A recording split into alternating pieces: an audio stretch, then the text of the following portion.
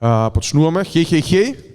Pandamonium.radio спешал во живо од Pin Music Conference во MKC Skopje. Јас сум Дарко Арис, ова до мене е мојот човек Трајче a.k.a. Taksirat. Здраво Трајче. Здраво Дарко, здраво Pandamonium.radio екипо. Здраво екипо тука што сте во живо. Се надевам дека сте добро. Pandamonium.radio директно од Pin Music Conference. Малце во поинаков сетап. Правиме репортажа на Pin Music. Дарко повеќе години доаѓа овде како гостин. Лани беше и како панелист. Сега сме прв пат како Pandamonium.radio официјално потржени од Red Bull овде да направиме репортажа, да ја искусиме за прв пат и на еден начин и да бидеме едни од македонските репрезентери овде на самата конференција. Да, дека мислам дека е важно да се збори малце поише за оваа конференција и да слушнат пред се помладите артисти, продуценти, работници во музичката индустрија, диџеи или ако ништо друго фанови на музика. Pin Music Conference е стварно многу добра ствар за сите кои се сметаат себе си дека се дел од оваа индустрија или оваа сцена и можат многу работи се научат. За тоа ја доаѓам секоја година и сум голем фан на Pin.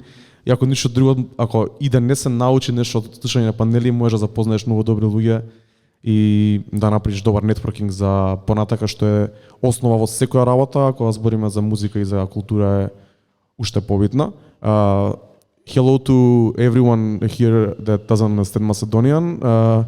We will start the podcast now in Macedonian just to report on the conference so far, to give our thoughts on some panels and topics that we heard the days before. And later we will switch to English and we will have two guests, hopefully maybe more. But that's in like 10, 15, 20 minutes. First, да се вратиме на македонски, сега така мислам дека е боле. Како си проаѓаш, ти си прв пат тука, кои се твоите први импресии од Pin вчера и денес, како се осеќаш? Види, Pin како конференција ми ја имаш зборено уште пред да почнеме со Pandamonium, ми имаш зборено повеќе години, дека си фан на неа, дека доаѓаш, дека е доста информативно и дека не се дава доволно шајн, нема доволно внимание и дури од младите луѓе, од обични casual listeners, од продуценти, од луѓе кои што се занимаваат со музика од нашата сфера, посебно од хип-хоп сферата. И не ми беше тоа јасно зошто се дур не дојдов овде. Така што еве, четвртокот бевме овде и ко за прво искуство е многу добро, кој што кажа панелите не секогаш може ќе бидат за да научиш нови работи, но добри се за твоето мислење да го спротиставиш на еден начин, да го измериш со нечие друго, ме разбираш, пак доаѓаат луѓе од многу специфичен калибар, значи од најразлични позадини, кои што организатори на фестивали, букери, луѓе кои што се занимаваат со A&R, label owners, така да мислам дека има многу сеопфатен онака профил на луѓе од музичката индустрија која што не би можел да ги упознаеш на едно место, као добар собире на луѓе кои што најразлично допираат до музичката култура. И тоа најинтересно е дека ова се луѓето што уствари работат позадина за ние да ги гледаме големите артисти во живо, или луѓето што ги организираат турнеите на диџеите, луѓето што ги организираат самите фестивали, луѓето што ги букираат сите артисти, луѓето кои ги прават дизајните на бендовите на фестивалите. Баш последниот панел што го слушавме беше посветен на дизајн. Така да многу интересно дека тука се баш луѓето што у позадина ја работат, да речеме, таа dirty work за музичарите и културните работници да можат да просперираат во кариерата и да се на некој начин потпора за нив. И многу интересно дека сега има тука стручњаци и специјалисти за конкретно за тие ствари, може многу да се научи. Мене ми беше многу интересен овој последниот панел, ајде да почнеме се не хронолошки, него обратно. Сега заврши панелот Make the Logo Bigger, кој беше посветен на дизајн.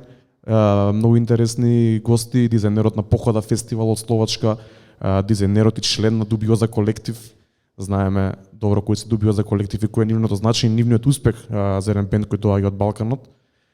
И баш зборува за визуелниот идентитет на Дубиоза, на Похода и на МКЦ како институција, така да добивме перспектива за како онака три делумно различни субјекти. За сите дизајнот е многу значаен и сите пробуваат преку визуелниот идентитет да го представат своето, дали фестивал, дали институција, дали бенд во најдобро можно светло. И што е многу интересно како се развива самиот субјект, се развива и дизајнот со него. Дали слушна ти нешто интересно и получено од последниот панел? Иди, кој што кажа, доаѓаат од три различни, например, имаш и презентер од МКЦ кој што е главен за дизајн овде. И тоа е многу точно дека МКЦ е таква институција која што има најразлични евенти, некогаш ги оддаваат евентите на други организатори да се погрижат за целата организација и го издаваат само просторот, но сепак тие мора да представат некаков визуелен идентитет кон тоа. И тоа е голем челендж да ти да направиш нешто да пренесеш онака за луѓе да завлечеш кон тоа и го поистоветуваме на пример и со pandamonium.radio дека на еден начин прво почнавме и тоа цело време еволвирало, па дури и визуелниот идентитет, например, ние го менуваме од година на година со цел да се освежеме ние, да укажеме кон што работиме, што е следно и например тие бои, тие сите visual cues, па дури што работиме на нови сетапи кон студиото, се тоа дава некоја свежина за повеќе да остане онака не е сега графички дизајн, онака, ама пак е во визуелниот идентитет на еден бренд, например, кој што можеш и тоа е многу битно за артисти за како секој пат треба на еден начин, тоа зборот се преупотребува, ама да се реинвентнеш онака да направиш нешто интересно кое што ќе закачи, например, и ти како организатор помеѓу Шуршац, исто така имало моменти каде што сте работеле со артисти од најразличен, значи збориме за Smoke Burp и збориме за DJ Jazzy Jeff, не можеш да ги представиш на ист начин или да го представиш екзибит кој што е легенда во хип-хоп музиката. Така да има различни моменти и тоа е онака сам по себе челендж да го направиш се до тоа. И мислам дека добри муабети падна. Не можам да се вратам на сите, ама начинот на кој што се користи графичкиот идентитет и графичкиот дизајн е многу битен за еден артист за да се истакне и да се стигне таму кај што сака. Знаеш дека ја многу внимание обрнувам на тоа и тоа ми е нека стартинг поинт за се. Мислам дека треба визуелно да изгледа добро пред се во ерата на социјалните мрежи, кај што онака дури social media презенсот и можеби на некој за многу работи побитен од или повеќе ќе стигне тој флаер за некој настан отколку самите луѓе што ќе дојдат на настан. На пример, еден настан може да дојдат 500 луѓе, флаерот ќе го видат 5000 или 50000 луѓе, така да визуелниот идентитет е многу битен и тоа мислам дека е некоја ствар што треба да обрнат повеќе внимание, на која треба да обрнат повеќе внимание и младите up and coming артисти и диџеи. Имаме тука многу е добро и многу е битно да се представиш визуелно онака добро, во склад на тоа што го правиш. И визуелниот идентитет на социјалните мрежи и не само на социјалните мрежи, него и во живо на своите настапи. Денешно време има LED екрани, има други начини за визуелно изразување и места кај што може да се прикаже нешто. Е многу битен и треба да се експлоатира и треба да се онака да се користи максимално за да додаде вредност на самата музика или тоа што го правите примерно. Имаме примери за тоа, мислам, еве, ги спомнав Шуршарски, ги спомнам и ТДФУ кои што низ времето онака се адаптирале цело време на имало премногу тематски журки, имало каде што се користеше LED екранот, имаше каде што се правеа мемења базирано на мемења, имаше анимации кои што се правеа. VJ Мутер еден од луѓето кои што уште од самите старт гледал, се грижал за тоа. Така да мислам дека многу е битно за тоа, без разлика на каков евент правиш, мислам дека голем дел од тоа како ќе се представиш и сето тоа спаѓа, кој што кажав, спаѓа во визуелен идентитет, не спаѓа под графички дизајн, иако во позадина мораш да имаш и графички дизајн на еден начин за да стигнеш до тој визуелен идентитет. Тоа е основата, ево го зборам и ги имам кажано на многу луѓе, али ја брат искрено од синката и од Кика колку имам научено за визуелен идентитет, за естетика, за тие ствари, нема никој, мислам дека од нив ми онака сум имал осет за тоа како сакам да изгледам, а преку работата и секојдневно комуницирање со нив и работење на заеднички проекти, многу онака научив и тоа што ги имаат они направено пред се за ТДФУ остави голема трага и печат не само на нашиот мувмент, на нашата журка, нашиот настан, него општо мислам дека и на ивент сцената во Македонија, бидејќи мислам дека можеби нескромно ќе кажам дека со ТДФУ скршивме многу бариери не само во музиката, туку и во изгледот на постерите и промоциите на самите настани, па дури и искуството на самите настани. Тоа сакам да кажам дека на крајот на денот и многу е исто така битно тој визуелен идентитет да се префрли во физичкиот живот, не само преку постери, не само преку принтање постери да се залепат некаде, туку тоа на пример да се претвори во физички објект, онака само да не биде нешто кое што е недопирно, значи МКЦ е фактички бил на Трапславија, еве конкретно ако збориме за ТДФУ, каде што овде во лобито имаше фичо, имаше све тоа, имаше елементи кои што беа земени онака од самиот дизајн, уште од тоа движење, уште од таа креативна идеја од каде што тргна за да се направи постерот и да се уфати таа естетика целото за да се пренеси во вистински свет. И мислам дека тоа е многу битно, тогаш е онака тој комплит пакет што го добиваш, каде што да, имаш графички дизајн, имаш визуелен идентитет и тоа после и не мора necessarily преку мерч да го однесеш, туку едноставно као има физичко присуство и тоа е мислам дека многу добро. Тоа е тоа. Дури имаме и нашиот човек Флекс е тука што е сега почна да работи со дизајн, така да се надевам дека стварите ќе прогресираат уште поише. Пред тој панел слушавме еден интересен панел за кој можеби очекувавме да ќе отиде во некоја друга насока, али не отиде баш. Панелот се викаше Canceling Culture. Се збореше поише за ситуацијата со Русија, војната. Имаш интересни примери дадени пред се од организаторот на Exit Festival, кога имале голем outrage од украински фанови, бидејќи ја букирале Нина Кравиц на Exit оваа година.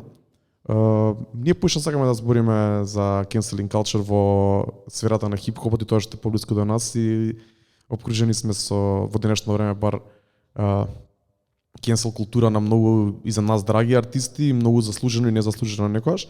Ова е тема за подкаст, можеби сама за себе, али чисто на кратко што слушна и што разбра ти од тој панел и што би додал ти на тоа што не можеби таму не се спомна. Па конкретно на панелот, кој што кажа, беше поише фокусот беше на повеќе од политички аспект, би рекол онака, бидејќи во денешницата тоа е сега едноставно као таа е работата која што го обзема цел свет, значи цело време се збори за тоа, некако допирот се гледа некако да се допре кон тоа, кон целата таа војна, кон целиот тој спор, така да не би да навлагам таму, ама од нашиот свет искрено уште кога го видов самиот, па дури и во објаснувањето на самиот панел тоа го пишуваше дека canceling culture посебно во последнава декада е се поише и поише превалентна, стана термин кој што онака како е многу блиску заедно со тоа woke, така движењето кое што е, така да ја поише сакам да останам на заземање на ставови и идеи и имање свое мислење како врз основа на free thinking, на freedom of speech, кое што е гарантирано од сите. Наспроти тоа дека доколку hive minded, онака како генералната јавност не се согласува со твоето мислење, тогаш ти си тој оцрнетиот, ти си тој на страна што е и на еден начин те бойкотираат, пошто cancel culture во сршта се збори за бойкотирање на еден артист, така да зимање на неговата фама, на неговото движење, на неговиот моментум кој што го има. И во некои случаеви е оправдано. Значи мора да се разграничи контекстот на сето тоа, мора да се даде контекст за cancel culture, мора да се даде контекст бидејќи треба да се знае зошто и што точно онака, бидејќи збориме за музика, збориме за експресија, збориме за контекст кој што цело време ја и ти го збориме за позадина, например, што се дешава, која е причината, зошто е тоа настанато, зошто е тоа така, зошто е тоа така кажано. И ако не го земеш контекстот позади, најчесто е погрешно сватен. И тоа дава уште тоа се и поврзува на луѓето избразуваат, сакаат цело време бурни реакции, малце веќе интернетот придонесува кон тоа, онака hive mindот стварно работи, индивидуализмот е искрено многу понамален неголико што било порано и мислам дека тоа е една од причините и понекогаш, кој што кажав, е оправдан и неоправдан. Например, има примери кои што биле оправдани, тоа се случаеви кога сериозно некој од артистите или кој да е јавно лице, кој што има некако following, кој што има некој следење, е обвинет за нешто, што значи дека е противзаконско, значи без разлика дали се работи за сексуален акт, за нешто такво кое што е со закон забрано, значи сега идам во екстреми, али педофилија една од тие работи, sexual harassments, physical harassments од било каков тип, тоа е веќе и до некаде оправдано бидејќи делото го оправдува чинот. Но имало моменти каде што е све базирано на сугестија, значи едноставно е само како румор, не е докажано и нема да идам толку длабоко да кажам дека и тоа мора да биде на суд потврдено, едноставно секогаш има факти, има контекст, има бекграунд и можеш да истражиш доволно.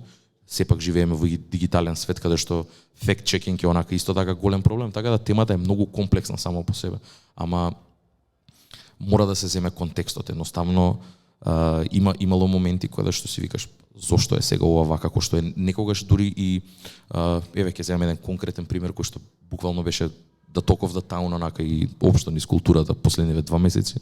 Бионсе, кој е еден од најголемите артисти, така го извади својот нов албум и имаше еден лајн каде што луѓе го има поистоветувано дека таа збори за body positivity, иако таа е една од амбасадорките на тоа, еден неизин лајн беше интерпретиран дека е спротивното, дека е body shaming, дека збори за што не би рекол дека е така, ме разбираш, као тоа ако погледнеш до не е ни толку многу и сега пробуваш да ја кенселнеш, пробуваш веќе тука работи тоа. На еден начин е систем, тоа е една машина добро подмачкана исто така која што работи на интернетот, онака не само по себе се ствара да биде тоа, не дека е унапред конструирано од некого. Едноставно доаѓаш до тој момент каде што сваќаш дека артисти кој Бионсе, тоест нема артисти кој Бионсе, Бионсе е само по себе, као еден од најголемите артисти на денешницава, да треба да менува буквално инстантно, значи после еден ден можеби се појави нова верзија на Spotify, и на секаде уствари каде што тој лајн е сменет, значи притисокот е до толку голем да такви артисти со цела машинерија, со цел PR movement, A&R, све тоа позади, значи сериозен тим позади нив, сериозни професионалци кои што многу добро ја прават својата работа, да советуваат еден таков артист да кажат ова мораш да го направиш и на еден начин и артистот да подклекне на притисокот за да го смени тоа со цел да не треба да се справува со тоа. Друго, еве кој што памнам онака, се сеќавам и на Есе Проки ко пример.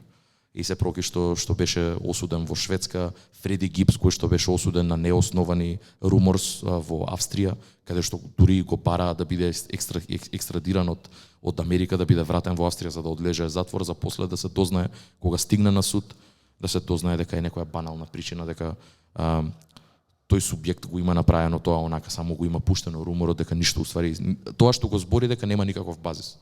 И на пример тоа се збори за од другата страна, како кој е пейбекот за тоа, бидејќи на еден начин тоа останува, тоа не е дека се заборава со време, нормално во денешница на толку многу информации, реално и секој чудо е за 3 дена, не остануваат такви работи, едноставно ретки се моментите каде што луѓе не можеле да се вратат назад од тоа, ама моментално прави голема штета, без разлика каква и да е, и мислам дека луѓето не го земаат тоа предвид, дека премногу го злоупотребуваат на еден начин.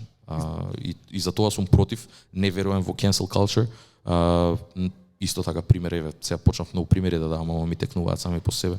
Кевин Харт, за неговите, тој требаше да ги хоста Оскарите, и као магично 2 дена пред да ги хоста Оскарите се појавуваат некои стари твитови од пред 10 години, каде што не се земени во контекст, не се земени во времето кога се напишани, бидејќи пред 10 години го немаше се во ова.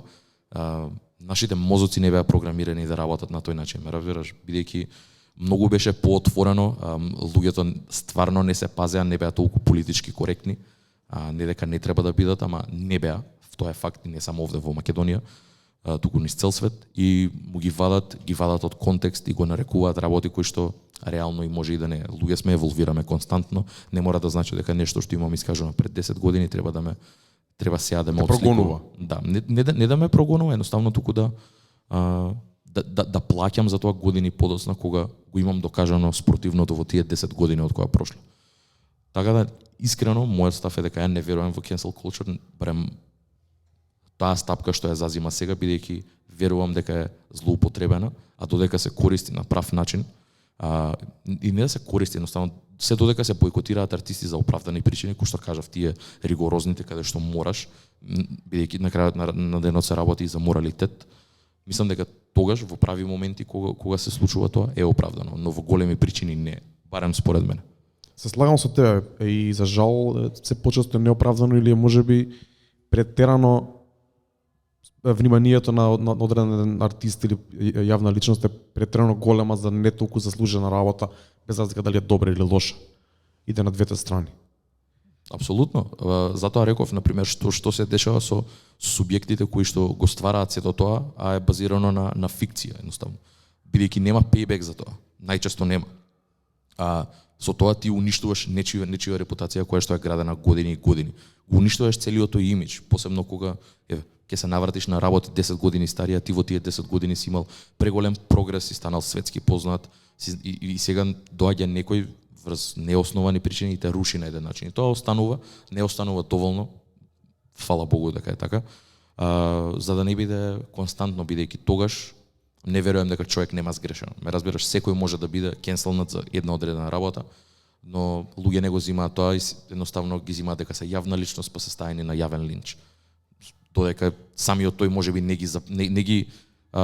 ги држи истите ставови, ги нема тие морални вредности, но кога ќе дојде момент да се истакне, ќе го каже тоа бидејќи јавна личност. И бидејќи може да со самиот факт дека ти збориш за јавна личност, сам си даваш право дека тоа е јавен, дека тоа е познат, дека треба да има некој морален код, дека треба да има некои вредности.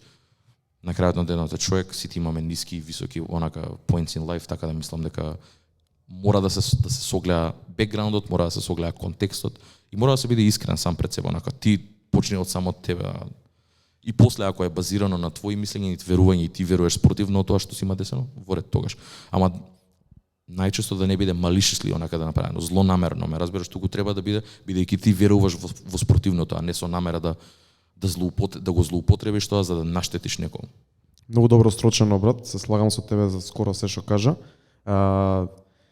Мора да се префрлиме на следниот панел и да продолжиме со нашиот коментар на стварите, бидејќи имаме и гости кои ќе се приклучат за кратко. Вчера слушавме на многу интересна презентација баш тука во оваа просторија, Digital Distribution 101, што е интересна тема и криво ми е што некои од млади артисти што се сега тука не беа вчера, бидејќи можеше многу да се научи од човекот Даган Стаменковиќ, многу интересен лик кој работи цел живот со дигитална дистрибуција во скандинавските земји, има потекло од Србија, а исто и за оваа тема ќе ни се приклучат и нашите гости денеска. Само на кратко пред да ги викнеме гостите, што е тоа што ти беше најинтересно презентацијата на Даган Стаменковиќ?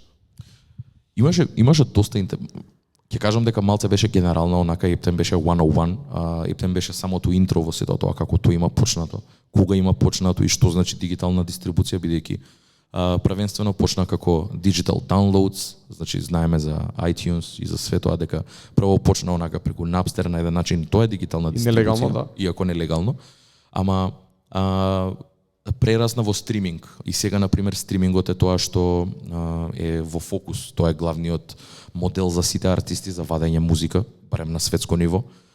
И едноставно имаше многу интересни онака tidbits, детали кои што еве например дури и јас сум имал искуство со аплодирање музика и со дистрибуирање музика.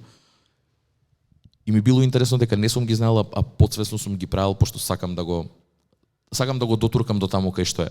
И најинтересниот дел ми беше што и претпоставувам дека не се пази премногу на тоа, збореше за метадата. Метадата е информациите кои што влагаат онака позади, значи кој е композитор на песната, кои се инструменталистите, кој го свири инструментот, од кој е напишан текстот, кој е продуцент. И таа мислам дека информација е многу битна, бидејќи и треба да биде, бидејќи например за луѓе кои што слушаат музика и ги интересира не само за музиката, туку и позадината на сето тоа, многу е добро и е добра информација да видиш песната од кој е продуцирана, да видиш од кој е напишана, дали има повеќе писатели на неа, дали има повеќе композери, кои инструменти се искористени, кои се инструменталистите позади.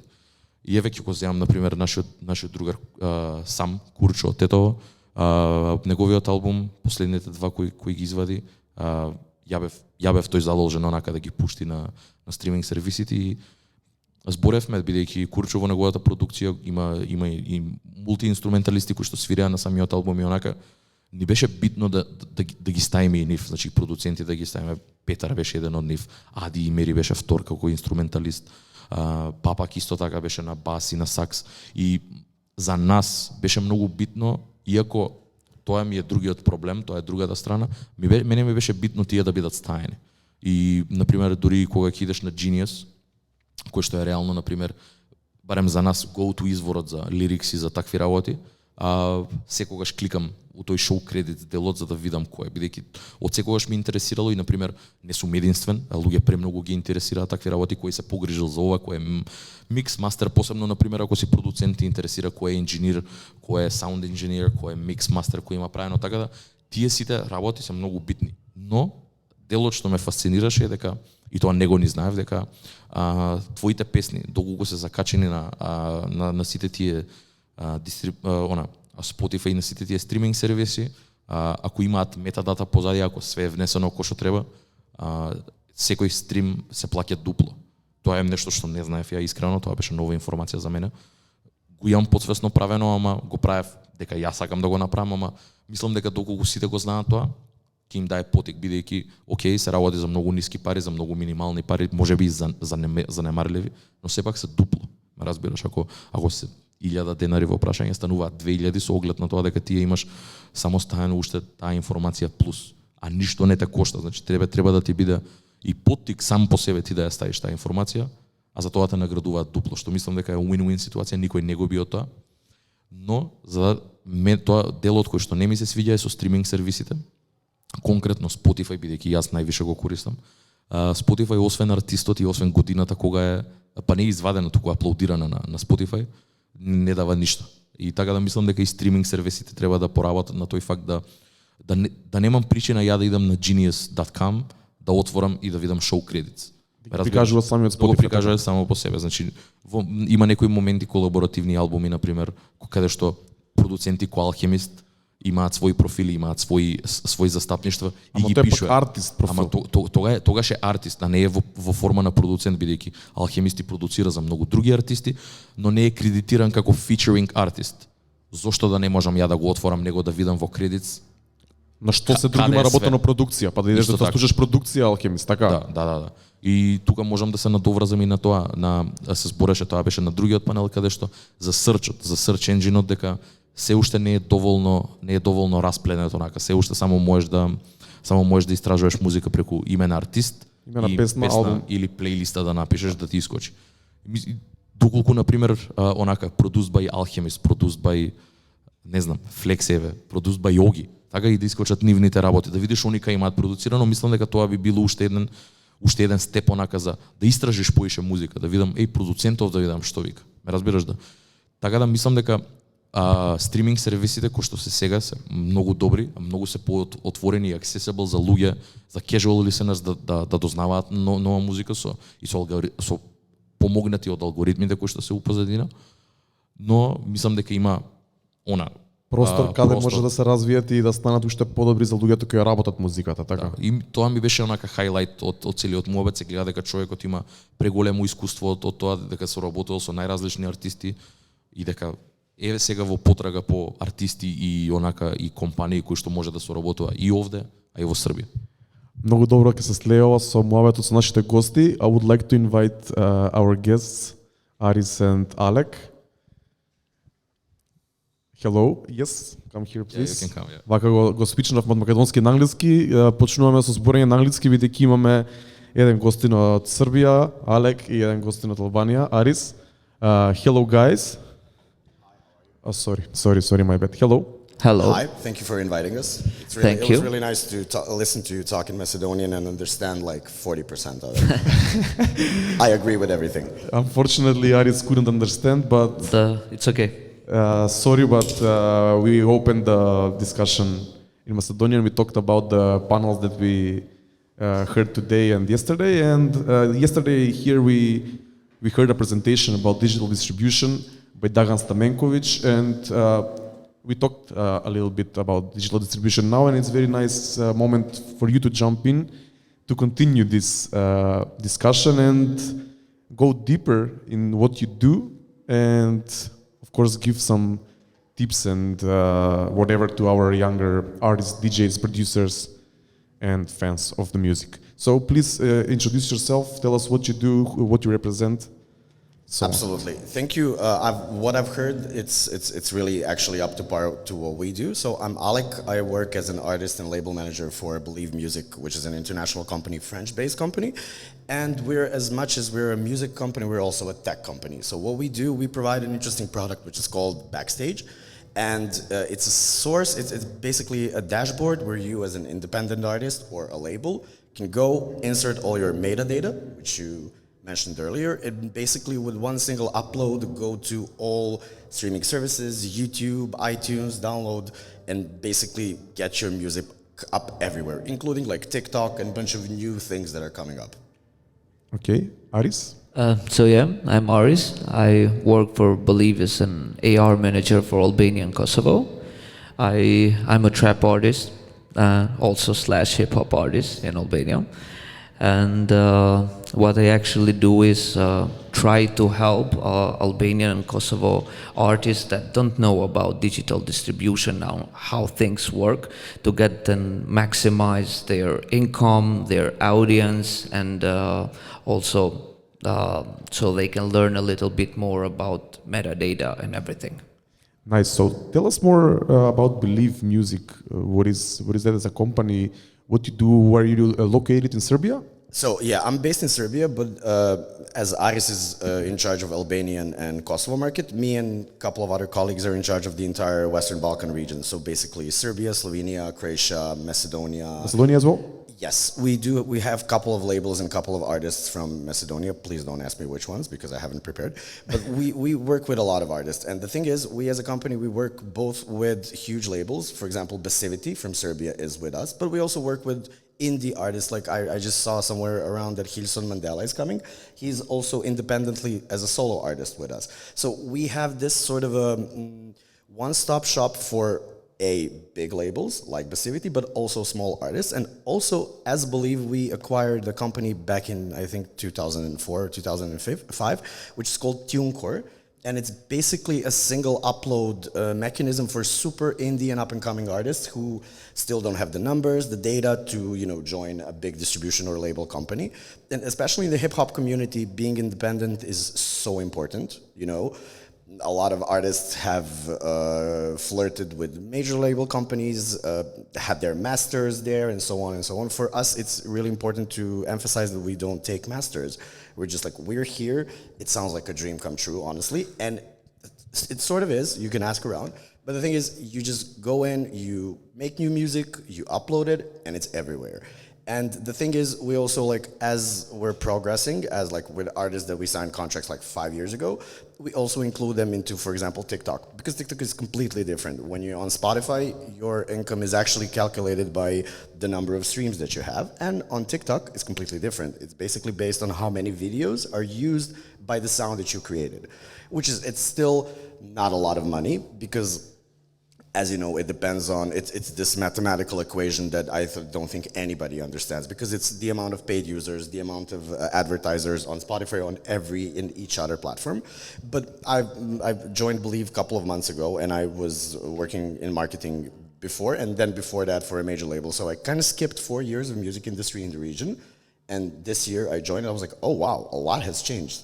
Spotify is really growing. All the other platforms are coming up. Tidal is here. Tidal is having their editorial a bit more pushed towards our region. So it's a really interesting time for you as an artist to sort of get in and grab the benefits that are currently available, but also for sure coming. How do you treat the digital distribution as an artist first?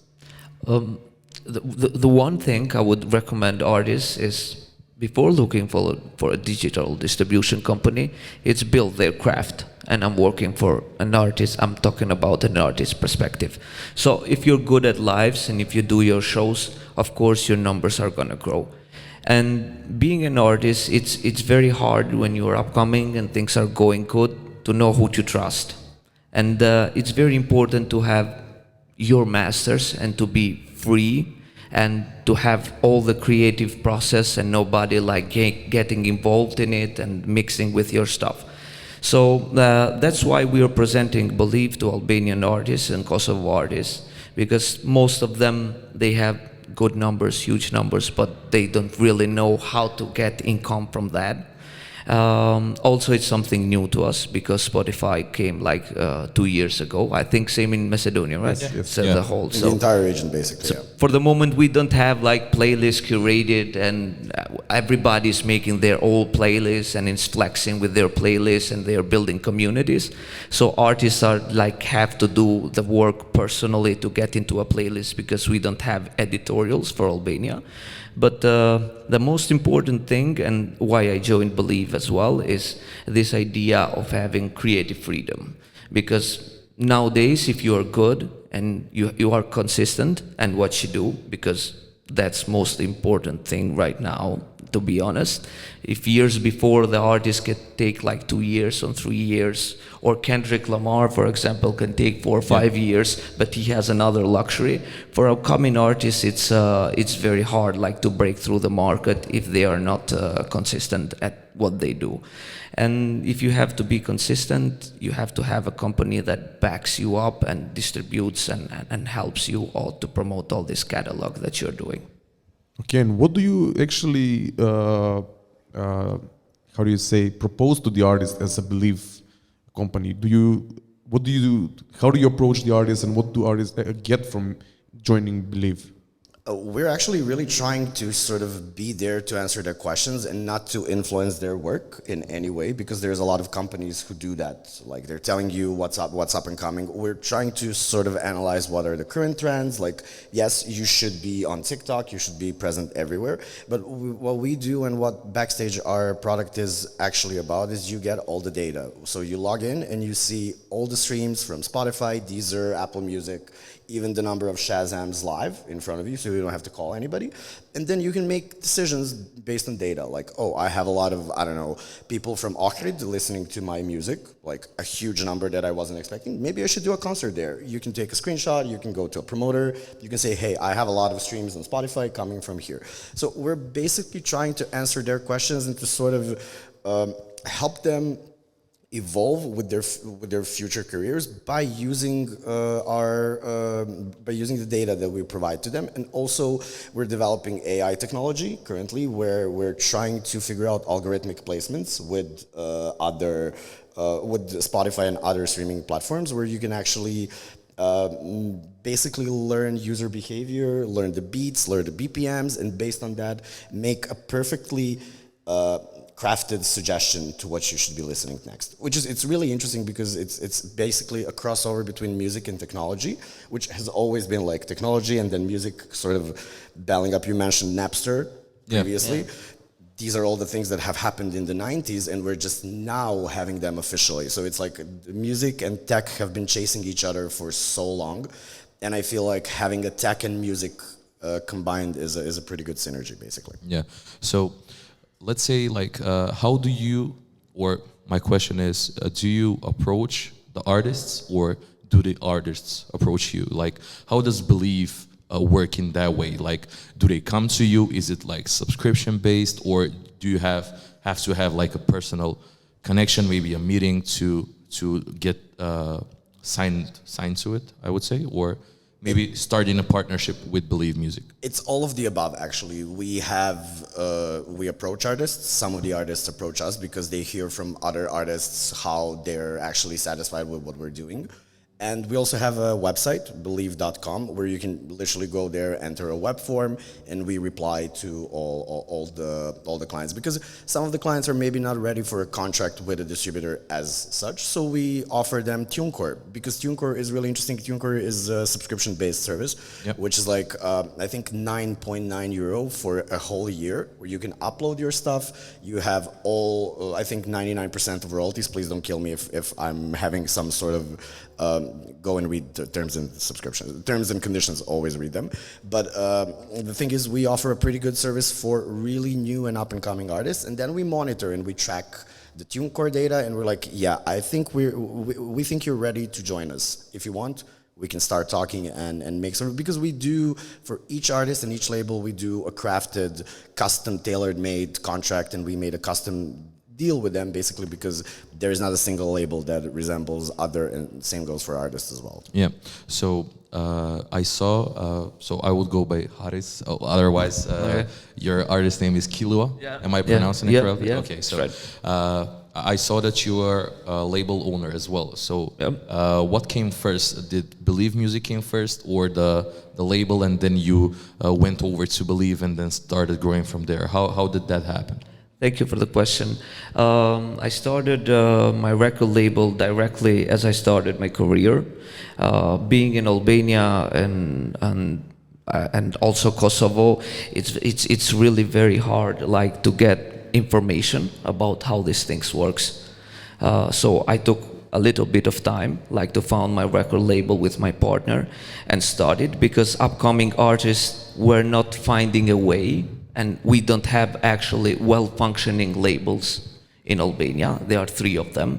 Most of them are like, just make the song here and we'll book you a date and we'll take the percentage and that's it. But nobody like really cares to develop the artist, find a new audience, believe in the artist if the thing is experimental and not heard before.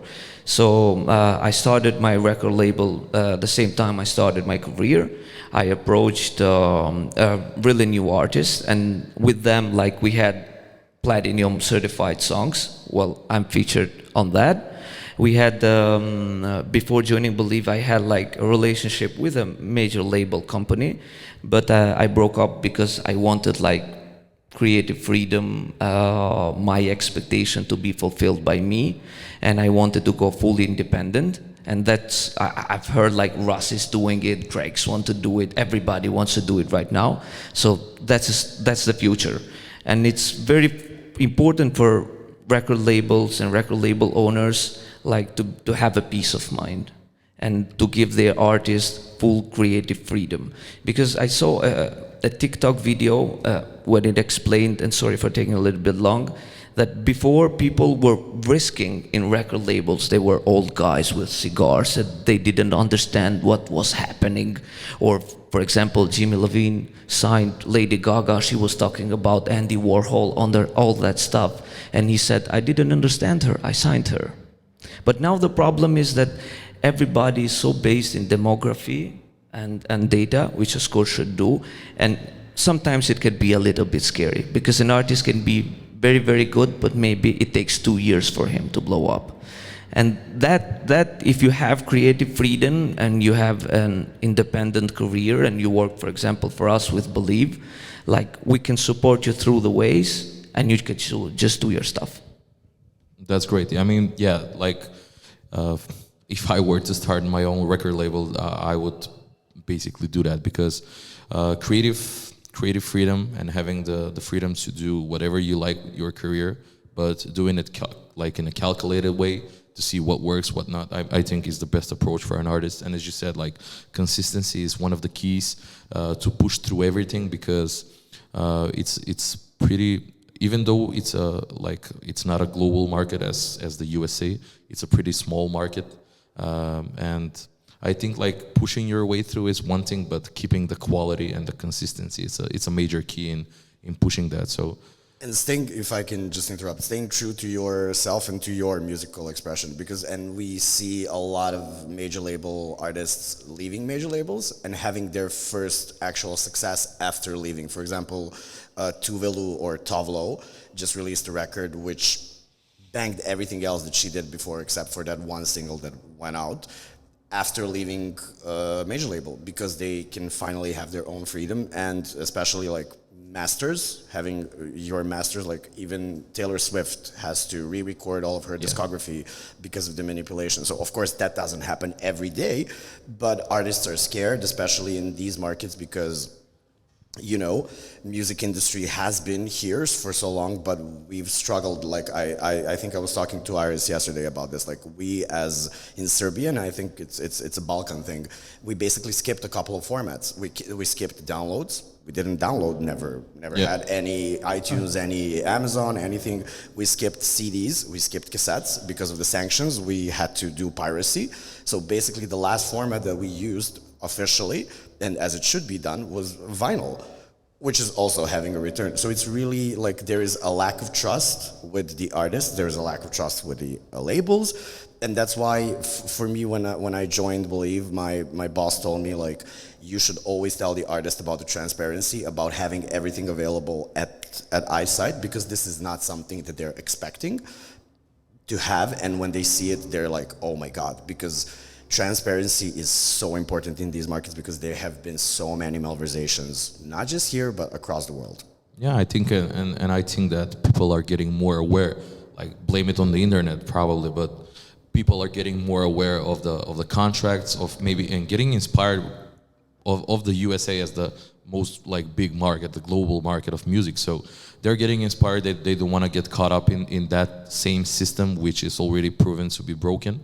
So I think Absolutely. So I think that like when I even saw I went to Believe's Instagram and I saw like that you also do like camps for songwriters, and which is something that we have seen like in the hip hop scene. I'm not sure if you're aware, but like Dreamville Records is one of the prime examples of that. Like the last mixtape that they did was everybody was there, like I don't know, 50, 60 producers. All of the camp was in a studio for a week, and like My Beautiful Dark Twisted Fantasy was one of those prime examples. So how do you see that? Like I saw that they were in Florence in Italy, and that they had a big villa. And how do you think that pushes creativity when you get a bunch of, what is the criterion for an artist to be invited on such thing?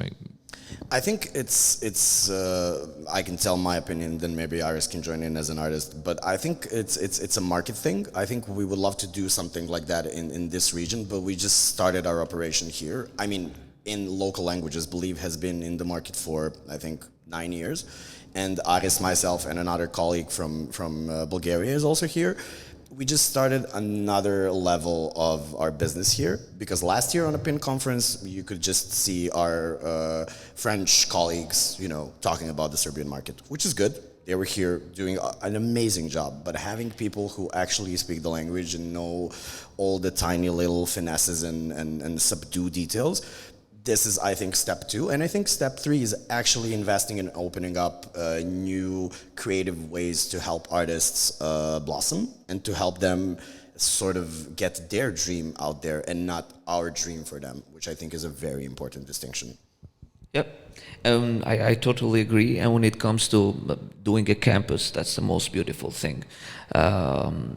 Artists that are part of our roster, they can always have the possibility to reach another artist that is part of our roster, and that makes it very beautiful, because if we have an Albanian artist, for example, and wants to collaborate with a Macedonian artist through our roster, and having all the data, which is very, very important through the backstage, we can know what kind of target audience we are addressing. And of course, we would, as Alek said, we would really love to do that stuff in Macedonia, in Albania, in Kosovo. But we just started. We were talking with Alek 2 days ago how beautiful that is, because you are totally right. Hip hop, and I can see that. And when a lot of all the artists gather together, something incredible always comes up. Because even if you see like Travis Scott songs, they have all these writers, all plus 20 artists that work together and create the beautiful product that we love. Yeah, like I would say that the Balkan region is a melting pot of cultures, even though like we're pretty much very alike to each other. We do have our own cultural differences, and like yesterday, one of the speakers said like globalization is localization. So like it would be the best to, if you want to make your mark here in this country, you would have to, because every country has its own like culture, has its own like movements that have happened in the past, new ones that are growing right now. So, and there are separate ways, like even I've heard your music, so it's really like something different that I haven't heard from an Albanian artist. Thank you very much. Balkan artist. Yeah, Balkan artist. Because, thank you very much. And take it as a compliment. I do that because like even a couple of months ago we went to Kosovo, and I went to Tirana as well regarding the festivals, and you can always see that like there's a certain trend in music, especially here in the Balkans and in Macedonia. That applies to Macedonia as well. But when you're doing something different, it's really nice to have a support system that actually like can actually channel your energy and your vision as an artist to go further, and that would lead to creating maybe a core fan base, which me and Darko have always been ambassadors of. Like, do not go the fast route. Maybe just start by building and going hard at it and building a certain fan base that they will come and support you, even if it means there are like 200, 300 people. But they would be the ones that they would show up at a concert, buy the merch, or maybe even like buy a CD or a cassette if you have some rollout, because that would be the most important thing, because I know we talked about digital distribution, and playlist placements are one of the main things that are in view of those services. So how do you see because you touched on that subject, but I want, because we as Pandamonium.radio, we curate, because streaming services are not that they do not have that influence here. They do not pick Macedonian songs. They don't have local editorial presence in either of the countries, so, and that makes a huge difference. We took it upon ourselves to curate music, not only from this region, but we do weekly releases. We do we have our own separate now. We just started. This is the second week that's coming actually, because we run our own Discord channel. So we try everything to maybe be in a better position to talk to the people that support us, because they're the ones that truly know you, truly listen to you, stand by you in any kind of way. So I would take that any day over maybe a certain placement, especially when it's not localized. So I have had people's songs put on public playlists that do have a lot of listeners, but they do not stick they would have many plays, but it doesn't stick. It doesn't converge to a fan. Yeah. So what's your take on this? Do you think the playlists and Spotify plays on one maybe or two songs? What do you more reckon? Plays on a certain song, or maybe monthly listeners which do come back for your catalog? I think it's so we have this thing called Believe Smart recommendation, which I do not want to talk a lot about because it's a pretty new thing, and it's a mixture of AI and editorial and so on and so on. And it's a feature that we do to sort of boost the back catalog, and we can see an insane ripple effect that happens when a song is suggested from, I don't know, an artist that has a huge back catalog with something new, and then you can see the monthly listeners are going up, the followers are going up. I think, and this is something that I keep on telling myself, I'm not the consumer that I'm talking to. I listen to a lot of music, I make my own playlists, so do you, and so on and so on. And we're basically on the bottom of that sort of iceberg.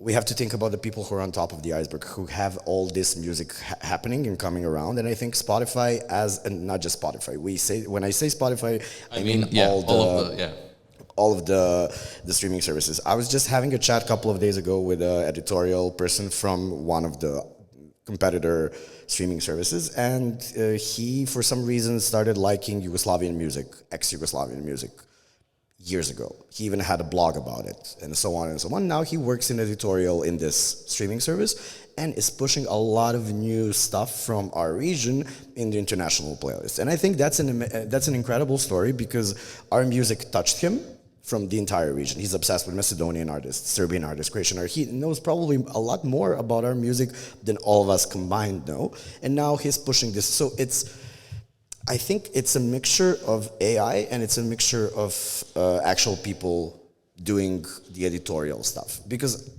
and I think this is probably something that happens for the four of us. I don't know how does your Thursday at 23:59 look like, but every Friday I look all the new releases, all the new albums, all the new songs. People don't do this. This is just us, the music nerds and the music freaks. But we have to think about all the other people who are just passing through the Spotify, passing through the title, because these are the new fans. These are the ones that will pay for the ticket, come for the ticket, if this sort of catches them. So I think it's important to cater both audiences and all audiences.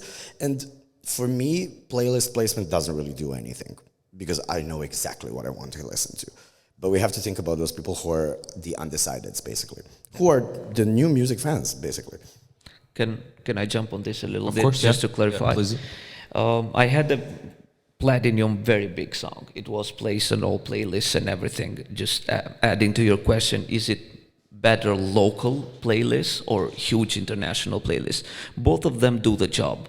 But when it came to me as an artist, when I was placed on my radios in my country, I started doing more concerts than having this multi-platinum record that was big in Russia, big in all the Eastern Europe and everything. I did some touring there, but none of them a little bit converted to really hip hop or my genre fans, so I can do concerts and things like that.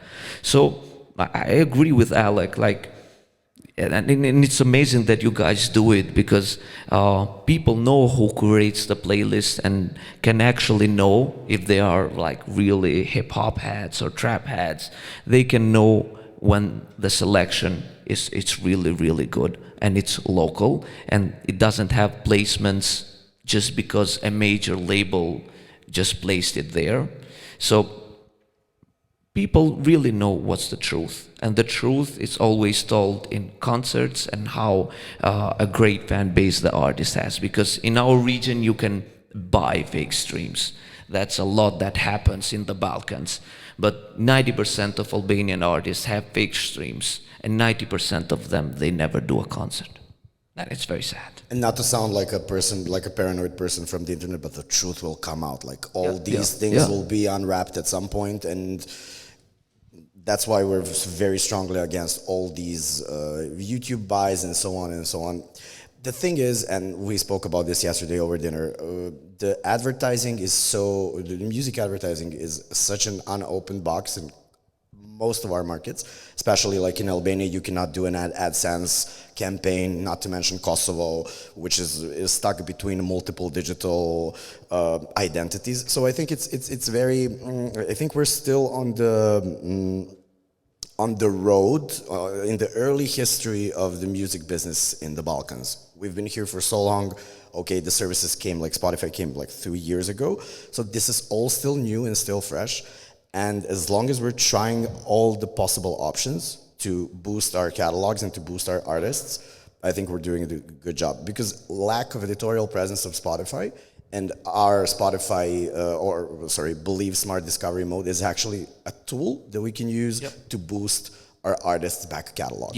So it's not editorial, but it kind of does the editorial job until all these streaming platforms decide, hey, we should hire just one person for the entire market. It will do something. Yeah, of course. Here we have few up and coming new artists. So you touched on the huge ocean of music in the streaming services and on YouTube, especially in the region. So how can one artist diversify himself from the group? What's the best ways, or what are maybe your good practices that you used in the past to kind of make your own way and stuck out of the ocean of good and bad music as well? Because I think that the biggest problem that new artists have is they don't know where to start. They will just upload the songs on YouTube or maybe Spotify nowadays. Or maybe TikTok. Yeah, and they just let it live there. And what are the other ways to like maneuver the release of the songs or the album just to get in the right place that is desired, you know? What is the... I will jump on it. It's know your craft. It's very basic, it's cliche, but if an artist it's upcoming and really gets to know himself first, and that persona, that character gets translated to music, it's always going to be different from the crowd if you really want to get into the self-knowing thing. So if I have a topic that I want to talk about, or maybe we two are brothers and we have the same experiences, always there is another perspective from me and another perspective for you to tell the story. And people can relate to that. And I know that now people consume, and it's very hard, like it's the hardest time, like to break the market and everything, because you have to post TikTok and you have to schedule Instagram and you have to be consistent, and also you have to be creative. So I know it's a lot of work, but if somehow you know who you are and you represent that in music and visual identity on how you dress, and you don't be like forced by the mass consumption to be someone you're not, you're probably going to find your place in the market. Maybe it's not going to be, you're not going to be the number one rapper or the second, but you're going to have your fans and you're going to love that. And at the end of the day, what is number one and number two. We really do that because we love it. I just want to jump on that because there's this artist that when you asked the question, I was sort of listening to him. And there's this artist from Serbia. He's queer presenting. He's a queer boy of Roma descent. And instead of like doing something that it's very straight masculine or very traditional Serbian, he released his artist name is Gypsy, written in the Serbian letters, and his music is really different. It's very queer, it's very Roma, but it's very contemporary and very good, and it's getting a lot of traction from across the region, which is not something that if you put it on a piece of paper, I would kind of understand. But I think, and the usage of TikTok, Instagram, for example, we currently have a number one, whatever you think of the song, we currently have a number one song by a non-binary artist and a trans woman, the Unholy, which is the track that was so well, if you ask somebody who's an analyzer, I don't necessarily agree, but they use TikTok and they use the social media to push it to number one, and you have, this is the first time a trans woman has a number one hit, which is incredible. Which couldn't have happened a couple of years ago. Yeah, definitely. So you need to own and be yourself and not let other people or companies sort of tell you what you should be doing. Yeah. You should just stick to yourself, which I know sounds like a cliche, sounds like a, fortune cookie message, but unfortunately it's still... This is the basic of it all, this is the essence. It's the basic. Exactly, yeah. Do you maybe have some questions for our guests? No? Okay. Трајче? One question. Димчука, дојди. Is the cable long enough? Does all of the things that you told about the artist, how can a producer reach out to a record label? Is that even possible? How can we monetize our music? Can we reach out to artists more with the record labels? Can you explain more with that? I think there was a good panel yesterday. Thank you for your question. I think there was a good panel yesterday by Impala saying that all the streaming services should also include another search criteria. Yeah. For example, when you're looking for music, you should have an option to search by producer. So if you want to listen to a track by Oneohtrix Point Never, who produced, I don't know, Caroline's new music and so on, you can find it. So I think the focus is on artists, but I think your question is very good. I think you should make yourself available because we actually have an Albanian producer who was with us who only does the beats. He doesn't record as an artist, but he sort of presented his music in a way that artists do. So he picked an artist name, he posted some of his beats online, and it sort of made a ripple effect of other artists listening to this, say, hey, I want you to do my music. So until the streaming platforms figure out a way to sort of make room for the producers and songwriters to have their visibility there as well, because I think you were also touching up on that before we joined. Yeah. Like finding, I think that's the future of streaming platforms, because, and you also mentioned Beyonce earlier. She has featuring black queer artist, which is like the biggest huge thing, the Black Frida. But when you go to the album, she's actually not credited, so you cannot go to her catalog, but you have to remember and then search for it, which I'm not sure if it's an unconscious or a conscious decision or just like a label mistake, but all these things should be fixed and cleaned up so you can actually go and follow through, like, oh, who produced this? Trent Reznor produced this. Who the hell is this guy? You go and then you see, oh, he's in a band, which is called blah, blah, blah. We still need to do a lot of cleanup, not just locally as well, but internationally, to make music available and to know who did everything, and especially that goes for producers, who are basically the backbone of the entire industry. What is your way of working with producers? How do you find who you work with, and are you open for different producers to send you music? Sorry, because I could. How do you approach the producer side of your music? Do you have your own in-house producer? Do you work with different producers? So thank you for the question. I have like my in-house production, of course, but when a producer always reaches out to me and sends me a beat or an instrumental, I'll always, if I like the idea or the demo, I always ask the producer if he could kindly come to our studio and offer maybe him better ways or better equipment to work and do something more more professional and that can fit us both. So producers, there are a lot of ways for producers to make money. There is BeatStars, like you can sell your beats online, and I have like friends for Albania that big artist jumps on beat like out of nowhere. So it's really being consistent. You just have like on YouTube, if you put your beats and you want to reach to your artist, you have to put at least a beat a day. I know it's very hard, but you have at least to put a beat a day, because YouTube goes dead if you don't put, like, the algorithm goes dead if you're not consistent, because it is what it is. Are you open for our guys to play you some beats maybe? Of course, 100%. Yeah, we have at least 3 in the crowd now, so Yeah. I will introduce you to them later, and you can exchange. Yeah, We'll send over a beat pack for sure. Yeah, for sure, yeah. Maybe they have the USBs now. Yeah. And Also, I have to jump in on the question that you asked like 20 minutes ago. These kinds of things like pin conference, Ment, these are also the great possibilities to get multiple artists from different backgrounds, different markets, and so on, to get them to play together. Just 2 of us walking down the street as, you know, A&R people, we're the Serbian and the Albanian. It sounds like a joke, like a Serbian and Albanian walking to a bar, but like we're sort of getting to introduce each other with our culture, and you can see the differences. You can even see the difference by how he's holding a mic. He's holding a mic like an artist. I'm holding a mic like a like a journalist. So I think it's really good that we have these things opening up in our region. We have the Pristina Music Conference. We have the Sofia Music Conference, which is actually organized by our colleague from Bulgaria. Yeah. We have Ment, we have Belgrade Contact, and so on. We even have a lot of new Russian conferences happening in Belgrade due to a lot of Russians coming to Belgrade right now, which is also an interesting. This part of the region is a melting pot of so many things, and I think all these conferences can help people get to know each other and have inspired in some way.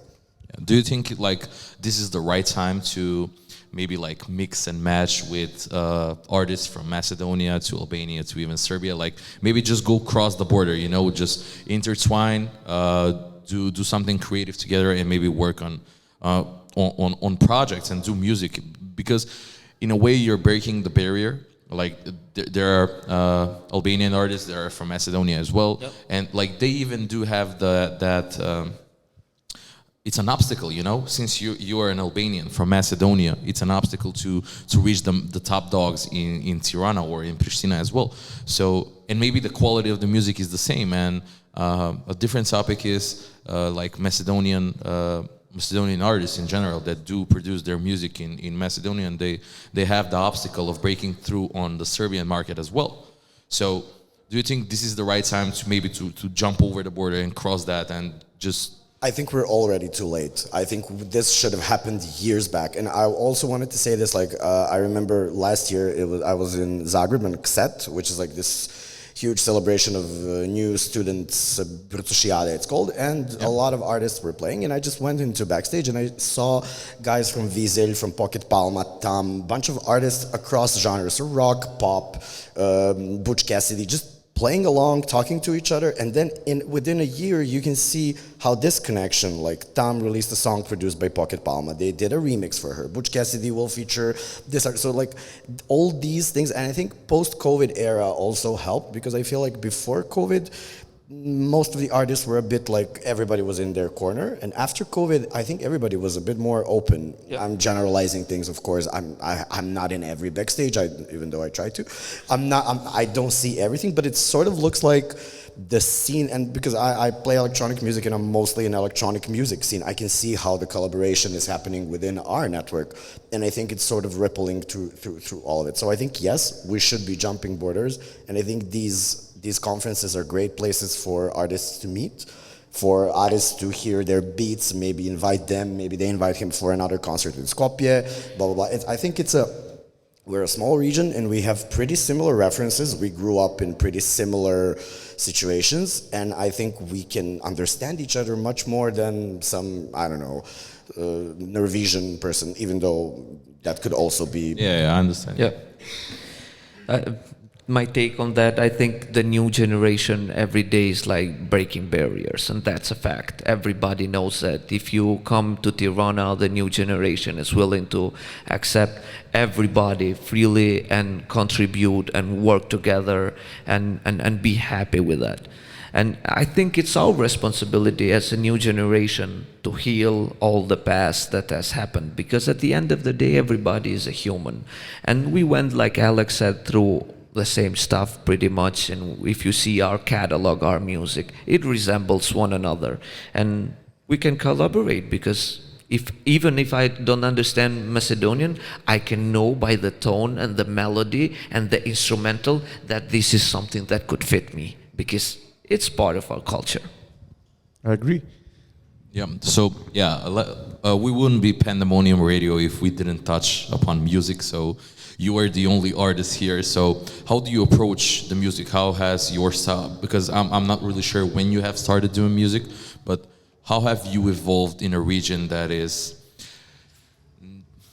I would say, like bound to some certain traditions and some ways? How do you like break the barrier, and how do you approach music, and how do you evolve over the years as an artist as well? Thank you for the question. To be honest, I just did it because I loved it. I'm gonna sound very cliche to this thing, but you're gonna like complicate yourself way too much when you start. And it's gonna take like some time like to know why you are doing it, because you wanna get famous, there is nothing wrong with it, because you wanna express yourself, because you're part of this community, etc., etc.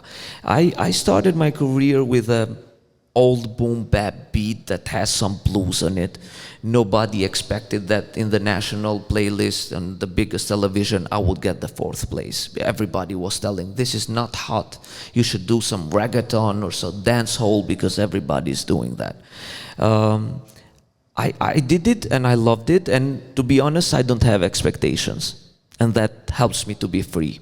I just release a song, and the song has the life on its own. Of course, I do all the preparations and my maximum. If the song goes good, I'm happy with it. If it doesn't, I did all that I could. So I sleep well, and just I be myself. There is nothing extraordinary in it. Of course, when I joined like the hip-hop scene as an artist in Albania, I don't want to like say good things about me, but I started in a very different way, because this is who I am. Like if you see my videos and what I talk about generational trauma, communism, that we went through it. It's pretty much compared, if you can say, to what Kendrick Lamar does, that it's not really only trap and hip hop, but it's very conceptual when it comes to doing that. And I think in this new era, what makes the difference, it's not how good you are at lyrics anymore, but what are you bringing to the table that is relevant. For example, the Hard Pipe Part 5 from Kendrick, like he slammed everything, he told the truth. Everybody was expecting for him to be like this record commercial, but maybe something radiophonic. He just told his truth, and everybody loved him. It's just be you. It's very simple. Nice, yeah. I mean, Kendrick, even though he's a global star, I think he's a great example of staying true to your to your ways, to your beliefs, and doing your music at a certain level that you wanna do. So I think he's a pretty good example, especially now that he's fully independent. He's out of TDE. Yep. So there's a new chapter coming to his artistry and coming to his like discography. So I want to see what's next, but yeah, the Balkans are some kind of like a different place. It holds a certain energy. So I think like doing something different and staying out of the main wave, the main lane of the music is a pretty important thing, and staying true to yourself. Like every point that you said is valid, because everybody, why not want to be famous? You know, even on a financial gain, if you can actually make the music that you want to make whilst making money and living off of it, that's pretty great, because there are not many great examples, at least in Macedonia, with artists doing the music that they actually love and making the financial gain that they actually want to make. So there's a certain compromise in those things, and me and Darko have touched on this subject like plenty of times. So I think it's really nice to have an example first and foremost, you know. Thank you. To be an example of an artist that you can do it on your own way and do like have your certain wave and do things on your own accord and on your like your way actually. And have audience accept that and sort of absorb it, because when we started talking and we started working together, and now here in Skopje, we were talking to the guys from Universal just like, I don't know, 20 minutes before the podcast. And they were like, we listen to your music and we can see that it's a bit different. It's even though you don't understand the language, you can see that it's wholesome. You can see that it's a bit more queer than you would expect from rap from Albania. So like, I think just getting to know and listening to what's happening in the neighboring countries in the region is enough. And I think the gatekeeping generation that's behind us, and I hope it's behind us, now we enter into this like freedom mode. And because I just met an artist in Ment in Slovenia, she's Slovenian and she sings in Serbian, even though she's a Slovenian artist, because you have Senida as a good example of a Slovenian artist doing music in Serbia. So from the get-go, you can see this girl and you're like, oh, she has big aspirations, which is really interesting. So all these artists inspire each other. And I think I cannot wait to see you guys in a year and just sort of dissect what happened in the past year, because I think it's moving so fast now. Hopefully, we want the music and the culture to move fast, and to get new guys, new faces every year and every month. Yeah. Hopefully, good music from different artists and different genres and as well. Guys, thank you very much for this beautiful conversation. I think we learned a lot. Thank you so much, guys, for inviting us. It was really, really beautiful. Nice Thanks to meet Red you. Bull actually for connecting us thank you. on this, because it wouldn't be Red Bull. possible. Yeah. We will invite Nela now for the end of our podcast to talk about the PIN and Taksirat Festival. Thank you once again. Thank you, and guys. you can catch up. We can catch up here with the guys. Yeah, with the beats and everything, yeah. Yeah, we'll have a beer. I'm gonna take a Red Bull, so thank you, Red Bull. Of course. Any other one for Red Bull? Okay, after the podcast.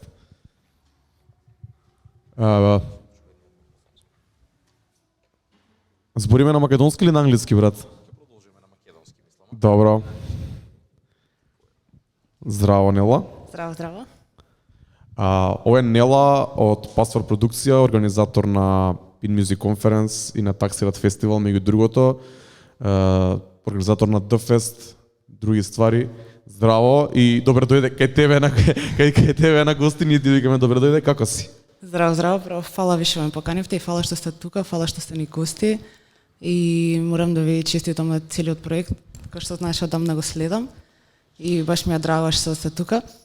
Како сум па добро? Хаотично малце? Да.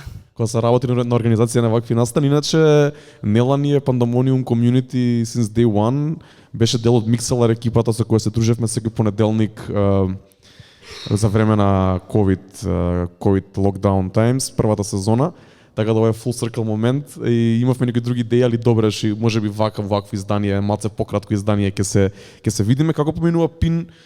Како поминува, дали се окей, дали слушаше некој од панелите, дали стигаат сите гости, сите делегати, каква е енергијата тука, дали слушаше некој од концертите вчера вечерта? Кажи нешто поише. Па сега за сега тече се во најдобар ред, се одлично. Имаме, за разлика од другите години, мислам дека оваа година имаме најмногу делегати. Негде околу 350 делегати и над 40 бендови од 15 различни држави. Со тоа што се на се, тоа му се фаќа дека имаме околу 500 гости. Само поканети гости од нас, заедно со публиката што доаѓа да ги следи концертите и панелите, МКЦ станува 3 дена едно место кај што има дружба на млади, на домашни, на странски, на музички, работници во музичката индустрија, на нетворкинг, шанса за нетворкинг, така да се на се до сега се одлично, се надевам дека првиот ден беше малку полабав, малку посмирен, сега веќе се опуштивме, сега веќе се дружиме, се забавуваме, алкохолот е тука, веќе сите го знаат местото кај што се служи, така да сега полабава, сега може да уживаме. Топ. Трајче прв пат на Пини, мислам дека си правиме добри, тоа можев да го приметам дека стварно онака гужва е, хаос е низ холовите, низ секаде низ МКЦ, што сум многу среќен и многу ми мило дека е тоа така. И мило ми е дека дојде сега и некоја наша поднаводници рап и трап екипа да присуствува на Пин, бидејќи тоа е целта на кратно денот да дојдат сите. Што е програмата следниве денови? Навечер има концерти, преку ден има панели, вечер има многу концерти, ако не се лажам 3 стејџа имате, овој новиот стејдж што е кај во клубот, ресторанот е многу интересен момент, нешто ново на кое би сакал да присуствувам вечер или утре. Што е планот за следниве денови? Да, па имаме 3 стејџа со еден скриен стејдж што треба вечер да дојдете да го најдете. Не е најавен нигде. Не е најавен, само појавете се, ќе го чуете. Ресторанот ни е стејдж кој до претходната година си работеше ресторанот во МКЦ, беше малку полабав исто така со седење поразлично да речем. Поразличен, се скроз панкерски. Скроз панкерски. Ресторанот више, мислам, не постои како ресторан, си изградивме стејдж. Има огромен простор за бендови, така да исто тука негде во околина е стејџот кај што го криеме. Работиме, мислам, се одржуваат концертите до 3. Може до 3 вечер? Да. Уф, добро. До 3 вечер, еве ако вечер ни бидете гости, може и да се застанете позади диџеј пулт. Добро. Ако не ви се досади више. Тука сме ние 3 дена без прекид, цело време. Ние 3 дена споени со секако. Да, освен тоа имаме концерти у Dancing салата во Фросина и секоја вечер исто така имаме тойлет шоу. Не знам дали некој од вас беше тука вчера, ги имавме паркети во тойлет. Вечер исто така имаме група од Србија и утре имаме една руска група во тойлет шоу. Така да тоа мислам дека нешто наисто така интересно, бидејќи не се случува често да имаш тойлет шоу. Преполно е сегаш, така да трае по 40 минути. Тоа треба да се види тоа. Најс. Интересно е само да објасниме за тие што не слушаат, тие што се тука, тие што не гледаат. Што е разликата меѓу обичен фестивал и шоукейс фестивал, бидејќи Пина шоукейс фестивал има да речеме не толку познати бендови. Што значи шоукейс фестивал и како овие бендови доаѓаат да настапуваат тука? Да, шоукейс фестивал е фестивал за млади upcoming артисти. На фестивалот разликата од обичен фестивал е што обичниот фестивал се случува за публика која носиме хедлайнери, носиме луѓе, артисти што сакаат што привлекуваат публика и носиме на гостите едно искуство кај што нема да ги видат тие артисти на рандом соло концерти или нешто слично, со тоа што конференцијата, шоукейс фестивалот и конференција е можност за запознавање, носиме луѓе од, мислам, секаде шоукейс фестивалот е за луѓе од музичката индустрија што се гости и за млади upcoming артисти. Предноста е што, еве пример ќе земам за пример во Скопје или во било кај во Македонија, ретко имаат шанси бендовите да свират пред публика, пред делегати, пред букери од Eurosonic, од Мент, од различни фестивали низ Европа и да свират пред различни промотери, пред различни продуценти и така натака. Сега тука разликата со шоукейс фестивалот е што се представуваат пред таа публика со тоа што подоцна неверојатно следува и можност за соработка и да дојде нивната музика до ушите на продуцентите и на букерите, на промотерите од цела Ја мислам дека е многу битно да се представиш добро пред тие луѓе што ствари ги прават одлуките за кои кај настапува на фестивалот и тие луѓе што ги потпишуваат групите и бендовите. Како стигаат овие бендови што настапува вчера вечер и утре вечер да настапуваат тука? Дали се тоа бендови кои вие сте ги побарале, дали промотерите со кои соработувате ги нудат своите бендови да дојдат тука? Како иде тој процес? Бидејќи знам дека ти работиш исто така имаш и ти твој артист. Да, па зависи, има комбинација од двете.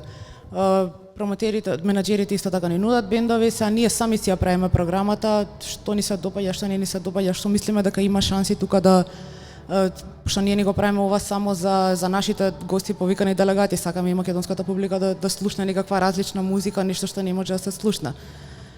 Сами си ја правиме програмата со тоа што си бираме, исто така одиме на конференции ние цело време во регионот и во Европа.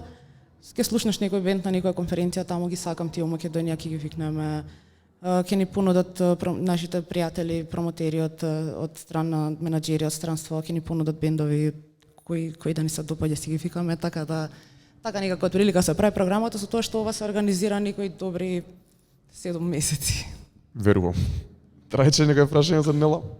Па, види, немам некое конкретно прашање, ама мене морам да ве пофалам за се ова, мене ми е прво искуство.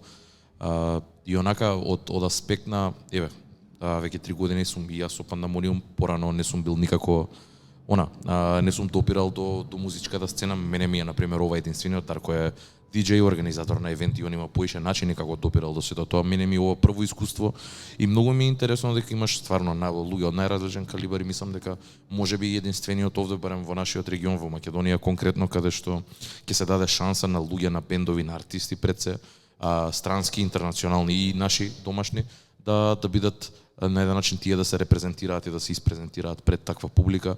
А меѓу другото ќе дојдат, ќе се појават и луѓе, casual listeners кои што едноставно сакаат да учествуваат на сето тоа, така да win-win ситуација, на еден начин во еден момент и showcase фестивал, во еден момент и обичен настап за нив, зависи кој како ќе си го свати, но нормално е секој артист да сака да се покаже во најдобро светло, бидејќи реално и ова може да отвори, бидејќи само што тукушно пред ние да почнеме на претходниот панел беше еден од главните луѓе кои што е заложен за Exit Festival, така да знаеме Exit Festival што значи овде на ниво на Балкан, така да мислам дека е многу важно и многу добро, и посебно кога ќе го согледаш директно од овде, кога ќе се упознаеш, кога ќе направиш муабет, луѓето многу се отворени, доаѓаш онака без разлика рангот на кое што си, нивото на кое што е, онака едно обично здраво што приш како си отвара многу врати и мислам дека е многу битно за сето тоа. Таа отвореност, немање на таква елитизам, тоа е избегнато од сето тоа и тоа многу ми се свиѓа, дека најчесто знаеме и онака таква стигма има околу овој делна, дека нели све се работи за елитизам, за